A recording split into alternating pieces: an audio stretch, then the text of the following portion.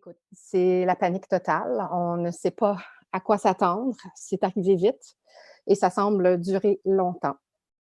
Donc, on respire et sérieusement, j'aimerais ce matin, ensemble, qu'on prenne une grande respiration. On prend une petite pause, ça fait du bien et j'en suis certaine que vous ne l'avez pas fait de façon consciente depuis plusieurs jours. Donc, prenez une grande respiration avec moi. Ça va vous aider aussi à mieux absorber l'information qu'on va vous partager et il y en a pas mal. Bon, on commence.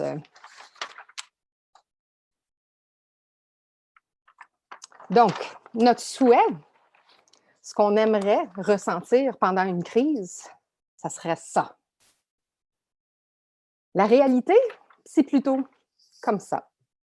Vraiment, en tout cas, pour mon cas, c'est comme ça que je me sens depuis quelques jours. Donc, le but ce matin, c'est de vous aider à passer à travers ça avec quelques conseils pratiques. D'abord, on va regarder les qualités d'un leader qui se distingue en période de crise. Au centre de tout ce qu'on fait, c'est notre mission. Et bien qu'on veut tout de suite penser à notre équipe, notre monde, notre organisme, il faut penser aussi à mettre les besoins des autres avant les vôtres. Il faut stabiliser, il faut prendre des actions rapides. Je sais qu'en travaillant avec des OBNL depuis bien longtemps, c'est pas évident de prendre des décisions rapidement. Souvent, ça passe par différents décideurs avant qu'on prenne une décision. Donc, c'est vraiment un moment difficile, surtout pour les OBNL, de se mobiliser. Mais il faut déjà impliquer votre conseil d'administration. S'il n'est pas d'impliquer déjà, contactez-les, faites un meeting d'urgence pour savoir comment vous allez vous adapter à travers les prochains mois. Il faut aussi trouver un message qui est propre à votre organisme. Il y a tellement d'informations qui circulent en ce moment. Les gens deviennent aveugles, ils sont sourds, ils n'écoutent plus. Il faut démontrer la pertinence et les implications du COVID-19 relatifs à votre organisme. Soyez le plus précis possible. Oui, ça va demander une plus grande transparence, une transparence plus que jamais, mais c'est essentiel d'être authentique et honnête. Il faut aussi voir plus loin. Je propose que vous fassiez 2 plans. Un plan pour la nouvelle réalité, c'est-à-dire les 3 à 6 prochains mois minimum, et un plan pour quand les choses vont se reprendre. Il faut être prêt pour les 2.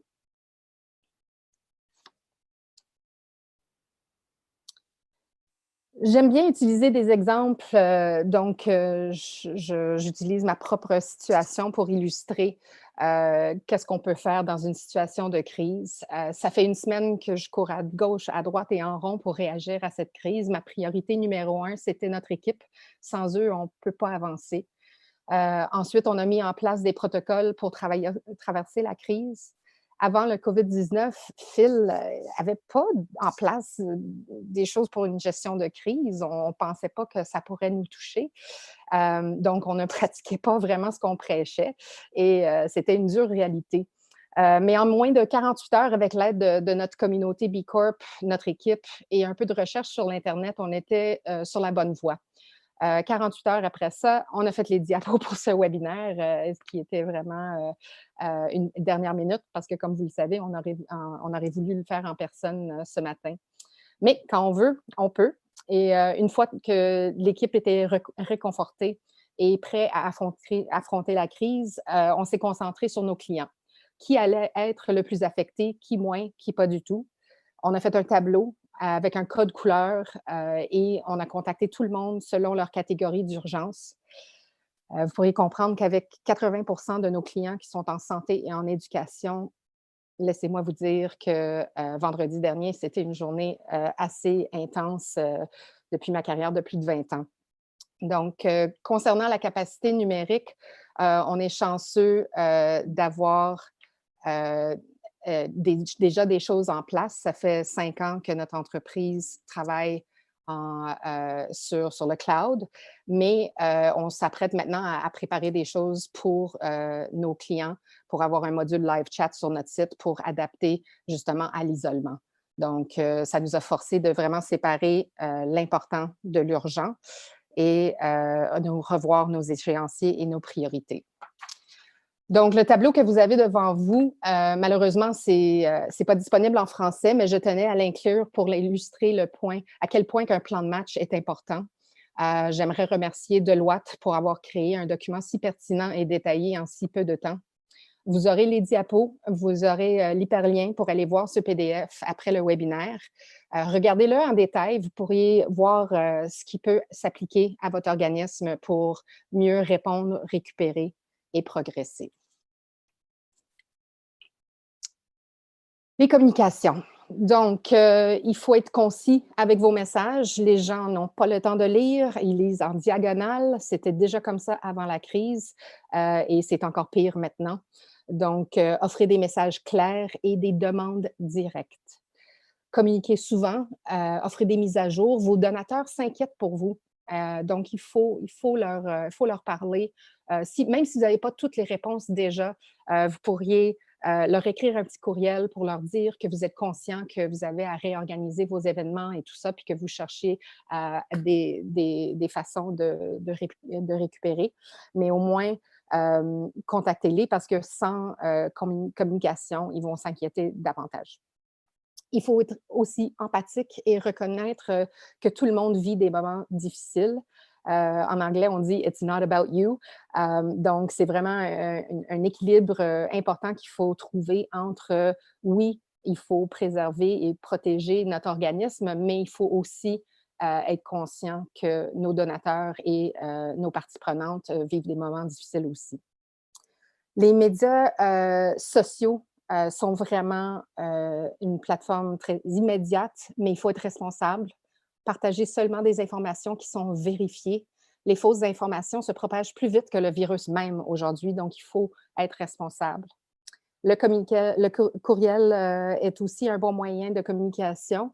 Tout le monde est à la maison. Entre Netflix et vous, il n'y a pas grand-chose à faire. Donc, profitez de ces moments-là d'écrire et de contacter vos parties prenantes.